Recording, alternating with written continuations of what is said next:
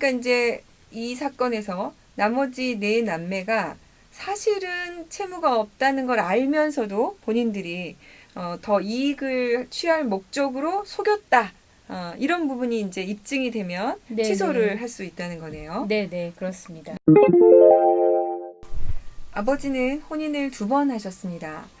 어머니와 사이에 6명의 자녀를 뒀고 어머니와 이혼 후에 재혼한 부인 사이에서 또 자녀 4명을 낳았습니다. 그런 아버지께서 얼마 전 세상을 떠나셨습니다. 6남매를 두고 떠난 아버지가 야속했지만 자식된 도리를 해야겠다는 생각에 빈소를 찾았습니다. 그곳에서 이복 형제들을 만났는데요. 이복 형제들 말로 아버지께서 생전 채무가 상당히 많으셨다고 합니다. 그 이야기를 듣고 저희 6남매는 상속 포기를 신청했습니다. 6개월 후에 금감원에서 아버지의 금융거래 조회를 보니 아버지 앞으로 채무가 없다고 했습니다. 그러면 저희는 상속 포기로 아버지 재산을 전혀 받지 못했는데요. 상속 포기를 취소할 수는 없을까요? 그러니까 확인을 안 해보셨다는 부분이 있긴 있지만 일단은 채무 많다는 얘기를 듣고 상속 포기를 해버리셨어요. 네네. 이렇게 상속 포기를 한 경우에 어떻게 될까요? 사실 상속 포기를 하게 되면 상속 재산뿐만 아니라 채무도 일체 이제 상속을 받지 못하게 되고요. 이 사안의 경우는 원래는 1순위 상속인의 경우에는 전원 배우자 자녀 6명, 그리고 후원 배우자, 그리고 후원 배우자의 자녀 4명, 이렇게 11명인데요. 지금 6남매가 상속을 포기했기 때문에 사실 나머지 그 후원 배우자와 후원 배우자의 자녀 4명, 이렇게 5분이 상속을 받게 됩니다. 그래서 6남매는 원칙적으로 하면 상속 포기를 이미 했기 때문에 아무런 재산도 채무도 상속을 받지 못하게 됩니다. 네. 그러면은 이제 이런 경우에 지금 우리 사연에서 보면은 금융거래 조회를 해보니까 채무가 없는데 채무가 많다고 알고 있었단 말이죠. 네. 이걸 되돌릴 수는 없을까요? 원칙적으로 한 번 상속 포기를 하면 그러니까 취소를 할 수 없는데요.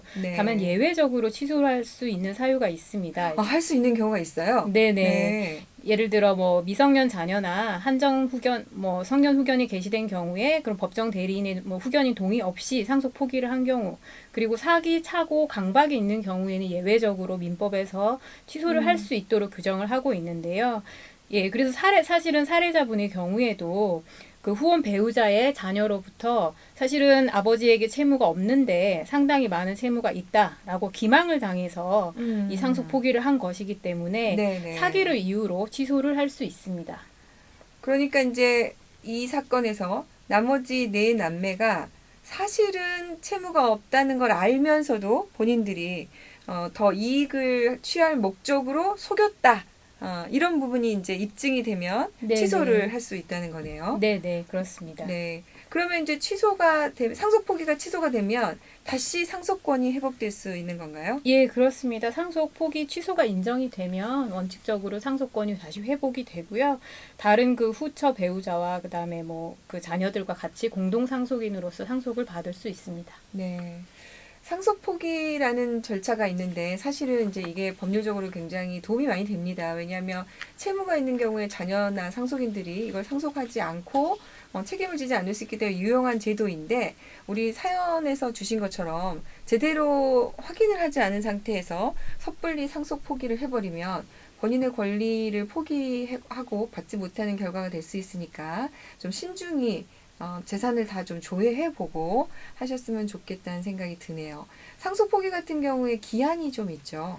네, 원칙적으로 그 상속 개시됨을 안날로부터 3개월 이내에 하셔야 되고요. 예, 네. 가정법원의 신고를 통해서 이루어집니다. 네. 3개월 정도의 시간이 있으니까 그 안에서 전부 다 상속인으로서 피상속이 돌아가신 분의 재산이나 이런 부분을 다 조회할 수 있으니까 이걸 좀 알아보시고 신중하게 절차를 진행하셨으면 좋겠습니다.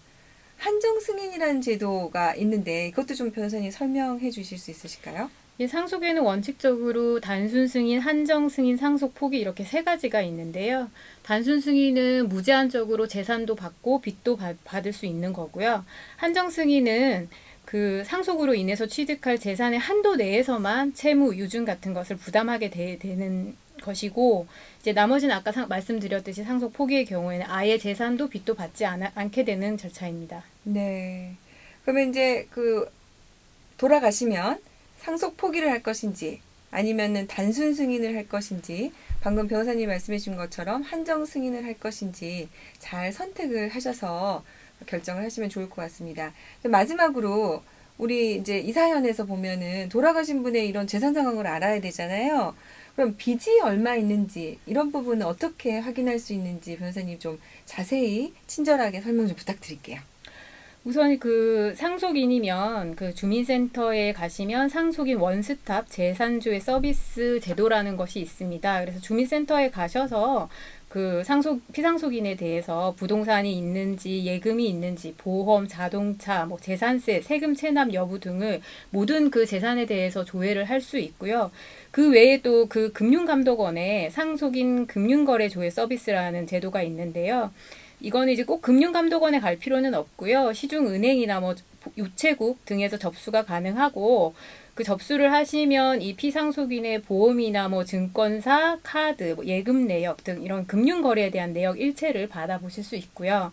다만 이제 이거는 그 거래 내역 자체를 자세하게 나오지는 않기 때문에 그 피상속인에 그러니까 거래한 은행에 가셔서 개별적으로 거래 내역을 떼어 보시거나 아니면 부채증명서를 구체적으로 발급받아 보시는 게 채무를 보다 더 구체적으로 확인할 수 있는 절차입니다. 예. 네.